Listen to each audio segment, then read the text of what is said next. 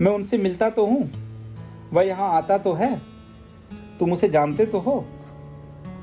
मैंने खाया तो था, मैंने आपको बताया तो था, मैंने आपको इनवाइट किया तो था, वह कल आया तो था। तो इस तरह के सेंटेंस करने के लिए फ्रेंड्स हमें इंग्लिश में एक स्पेशल स्ट्रक्चर की ज़रूरत पड़ती है। लेकिन वीडियो में आगे बढ़ने से पहले अगर आप चैनल में नए हैं तो लाइक और सब्सक्राइब ज़रूर कर लें, ताकि आने वाली वीडियो का नोटिफिकेशन आपको मिलता रहे। तो चलते हैं एग्जाम्पल्स देखते हैं फ्रेंड्स। पहला सेंटेंस जैसे था, मैं उनसे मिलता तो हूँ।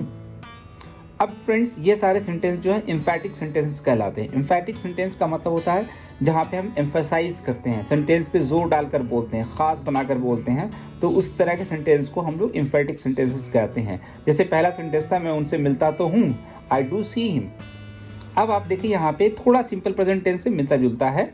जैसे हमें यहाँ पे पहले स्ट्रक्चर देखते हैं, सब्जेक्ट लगाना है, उसके बाद डू डज, उसके बाद वर्ब की फर्स्ट फॉर्म, उसके बाद ऑब्जेक्ट। मैं उनसे मिलता तो हूँ, तो यहाँ पे इंग्लिश बोलेंगे आई डू सी हिम। अगर आप यहाँ से डू हटा दें और सेंटेंस रखें आई सी हिम, तो मैं उनसे मिलता हूँ, सिंपल प्रेजेंट टेंस है। सिंपल प्रेजेंट में भी नेगेटिव में सिंपल प्रेजेंट टेंस में भी do not, does not, do does लगाते हैं, लेकिन नॉट रहने पर नेगेटिव सेंटेंस में रखते हैं। लेकिन यहाँ पे क्या है कि पॉजिटिव सेंटेंस में ही डू डज लेकर आ रहे हैं, तो इसका मतलब ये हुआ कि सेंटेंस पर हम एम्फेसाइज कर रहे हैं, जोर डाल रहे हैं। जैसे दूसरा सेंटेंस है, वह यहाँ आता तो है।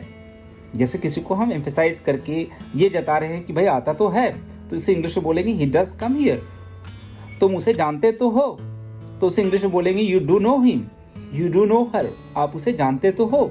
तो इस तरह के सेंटेंस करने के लिए डू डज आप ऐड करेंगे। थर्ड पर्सन सिंगुलर है तो डज ऐड करेंगे, बाकी के साथ में डू रखेंगे। जैसे आपने कहा वे जानती तो है, मतलब वो जानती है। इस चीज को हम थोड़ा सा जोर डालकर बोल रहे हैं, तो क्या बोले, she does know, she does know you, वो आपको जानती तो है। जैसे मैंने कहा हाँ यार मैं करता तो हूँ।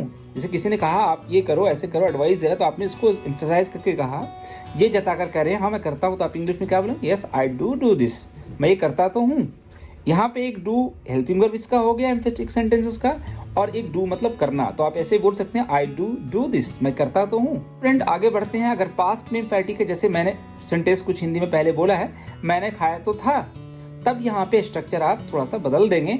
सब्जेक्ट के बाद डिड लगाएंगे, आगे वर्ब की फर्स्ट फॉर्म रखेंगे एंड ऑब्जेक्ट। जैसे मैंने खाया तो था, आई डिड ईट। मैंने आपको बताया तो था, आई डिड टेल यू।